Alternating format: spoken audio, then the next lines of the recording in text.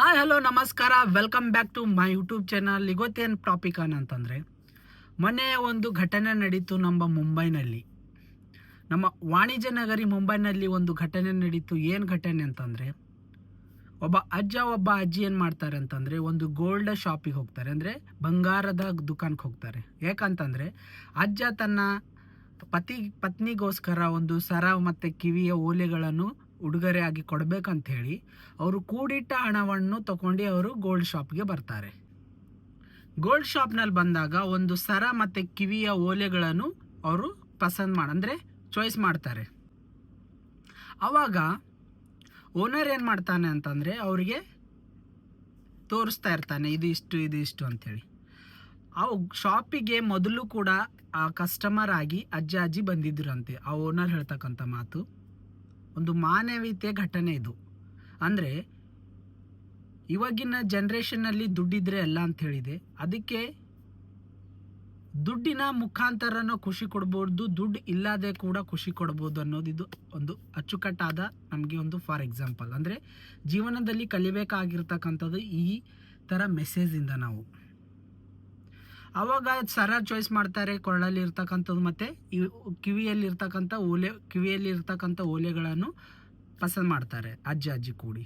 ಆವಾಗ ಓನರ್ ಏನು ಹೇಳ್ತಾನೆ ಅಂದರೆ, ಶಾಪ್ನಲ್ಲಿ ಇರ್ತಕ್ಕಂಥದ್ದು ಸೇಲ್ಸ್ಮ್ಯಾನ್ ಏನು ಹೇಳ್ತಾರೆ ಅಂತಂದರೆ, ನಿಮಗೆ ಇದು ಇಷ್ಟು ಬೆಲೆ ಇದೆ, ದುಡ್ಡು ಕೊಡಿ ಅಂತ ಹೇಳ್ತಾರೆ. ಆವಾಗ ಅಜ್ಜ ಮತ್ತು ಅಜ್ಜಿ ಏನು ಮಾಡ್ತಾರೆ, ಕೂಡಿಟ್ಟ ಹಣವನ್ನು ತೆಗೆದು ಒಂದೊಂದಾಗಿ ಕೌಂಟ್ ಮಾಡಿ ಇಕ್ತಾರೆ ಕೌಂಟರ್ ಮೇಲೆ.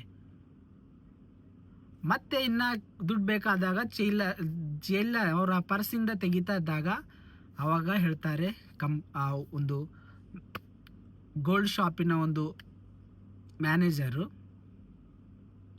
ನಿಮಗೆ ನೋಡ್ತಾ ಇದ್ದರೆ ನನಗೆ ವಿಠ್ಠಲ ರುಕ್ಮಿಣಿಯವರ ನೆನಪಾಗ್ತಾ ಇದೆ. ಅಜ್ಜ, ಈ ಸರ ಈ ದುಡ್ಡು ಫಸ್ಟ್ ಏನು ಮಾಡ್ತಾರೆ, ಒಂದೊಂದು ನೋಟಾಗಿ ಕೊಡ್ತಾರೆ. ಇದು ನಿನಗೋಸ್ಕರ, ಇದು ನಿನಗೋಸ್ಕರ, 500, 100, 1000 ಅವರ ಕೈಯಲ್ಲಿ ಕೊಟ್ಬಿಡ್ತಾರೆ. ಹಾಗಾಗಿ ಮತ್ತೆ ಏನು ಮಾಡ್ತಾರೆ, ಅವರ ಒಂದು ಸರ ಪಸಂದಾಗಿತ್ತಲ್ಲ ಅದು ಸರ ಕೂಡ ಅಜ್ಜಿಯ ಕೈಯಲ್ಲಿ ಕೊಡ್ತಾರೆ. ಆವಾಗ ಕಿವಿಯ ಓಲೆ ಉಳಿದಿರುತ್ತೆ. ಆವಾಗ ಕಿವಿಯ ಓಲೆ ಆ ಮ್ಯಾನೇಜರ್ ತಾನಾಗಿ ಅಜ್ಜಿಗೆ ಕೊಡಲ್ಲ, ಅಜ್ಜನ ಕೈಗೆ ಕೊಟ್ಟು ಅಜ್ಜ ಏನು ಮಾಡ್ತಾನೆ, ಅಜ್ಜಿಗೆ ಕೊಡ್ತಾನೆ ಗಿಫ್ಟ್ ಆಗಿ.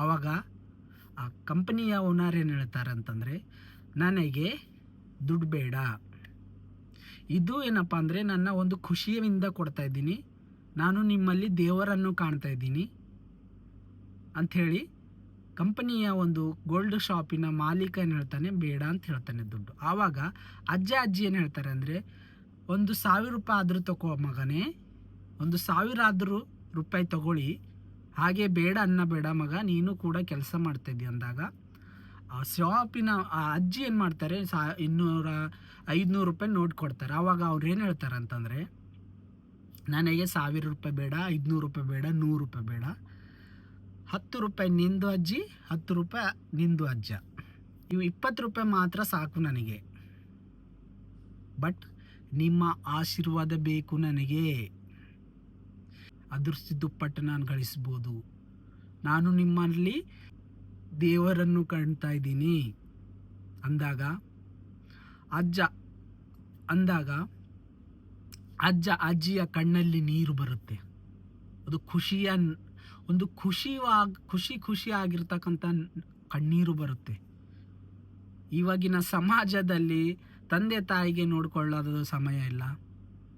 ಅದರಲ್ಲಿ ಯಾರೊಬ್ಬರು ತಂದೆ ತಾಯಿ ಅಂದರೆ ಯಾರೊಬ್ಬರು ಅಜ್ಜ ಅಜ್ಜಿ ಶಾಪಿಗೆ ಬಂದಾಗ ಅವರಿಗೆ ಒಂದು ಬಂಗಾರ ಫ್ರೀಯಾಗಿ ಕೊಡ್ತಾರೆ ಅಂದರೆ ಅವರ ಮನಸ್ಸು ಯಾವ ರೀತಿ ಇರ್ಬೋದು. ಇದು ಮೆಸೇಜ್ ಏನಪ್ಪ ಅಂದರೆ, ಇದರಂದ್ರೆ ಮಾರಲ್ ಸ್ಟೋರಿ, ಅಂದರೆ ಇದು ರಿಯಲ್ ಆಗಿ ನಡೆದಿರ್ತಕ್ಕಂಥ ಘಟನೆ. ಇದರ ಮುಖಾಂತರ ನಾವು ಕೂಡ ಕಲಿಯೋದು ತುಂಬಾ ಇದೆ. ನಮ್ಮಲ್ಲಿ ಏನೋ ಇದೆ ಅಂತಂದರೆ ನಾವು ಇನ್ನೊಬ್ಬರ ಜೊತೆ ಹಂಚ್ಕೊಂಡಿರಬೇಕು. ನಮಗೆ ಆದಂಥ ದೇವರು ಬ್ಲೆಸ್ ಕೊಡ್ತಾನೆ, ನಾವು ಇನ್ನೊಬ್ಬರ ಸಹಾಯಕ್ಕೋಸ್ಕರ ಕಾಯಬಾರ್ದು. ನಮ್ಮಲ್ಲಿ ಏನಾದರೂ ಇದೆ ಅಂದರೆ ಅದು ಕೂಡ ನಾವು ಇನ್ನೊಬ್ಬರಿಗೆ ಸಹಾಯ ಮಾಡುವ ಒಂದು ಹ್ಯಾಬಿಟ್ ಬಳಸ್ಕೋಬೇಕು. ಆ ಅಜ್ಜ ಅಜ್ಜಿ ಕಣ್ಣಲ್ಲಿ ನೀರು ಬರುತ್ತೆ. ನೀರು ಬರ್ತಾ ಇದ್ದಾಗ ಅವ್ರು ಹೇಳ್ತಾರೆ, ನೀವು ಅಳಬೇಡಿ, ನಾನು ಕೂಡ ನಿಮ್ಮ ಮಗನ ಹಾಗೆ, ನಾನು ಕೂಡ ನಿಮ್ಮ ಮಗನೇ ಹಾಗೆ ಒಂದು ಉಡುಗೊರೆಯಾಗಿ ನಿಮಗೆ ಕೊಡ್ತಾ ಇದ್ದೀನಿ, ನನಗೆ ನಿಮ್ಮ ಆಶೀರ್ವಾದ ಕೊಡಿ ಅಂಥೇಳಿ ಅವ ಮಾಲೀಕ ಹೇಳ್ತಾನೆ, ಬಂಗಾರದ ಶಾಪಿನ ಮಾಲೀಕ. ಅಂದರೆ ಎಲ್ಲ ಸಮಯದಲ್ಲೇ ದುಡ್ಡಿಗೆ ಮಹತ್ವ ಇದೆ, ಆದರೆ ಮಾನವೀಯತೆ ಕೂಡ ಬಹಳ ಇಂಪಾರ್ಟೆಂಟ್ ಇದೆ.